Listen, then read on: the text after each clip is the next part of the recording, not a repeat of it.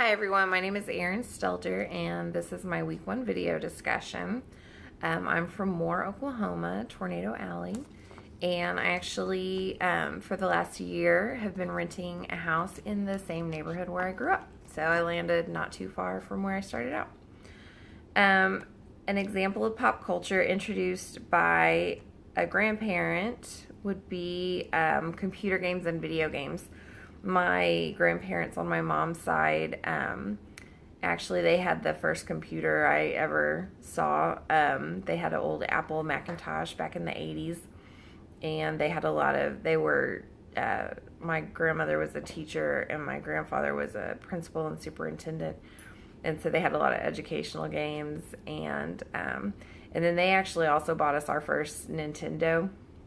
And so they kind of introduced us to the video games that way too. And let's see. And then an example of pop culture introduced by a parent. Actually, my former mother-in-law, one year for my birthday, bought me a shoebox full of used paperback true crime books, like about the JonBenet Ramsey case and some others.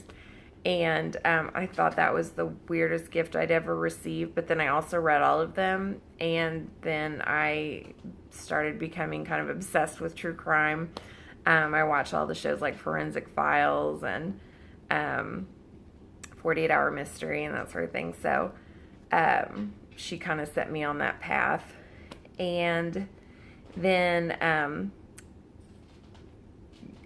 going off of that, pop culture introduced by a friend, I do talk about true crime a lot, and so I had a friend that told me I needed to listen to the My Favorite Murder podcast, and I was actually resistant for a while because I'd never listened to podcasts and that sort of thing, but she kept insisting, and she helped me get it set up on my phone so I could listen to podcasts. And as soon as I listened to the My Favorite Murder podcast, I was hooked. There's like apparently a whole group of women in my demographic that are also into true crime, so I'm very cliche.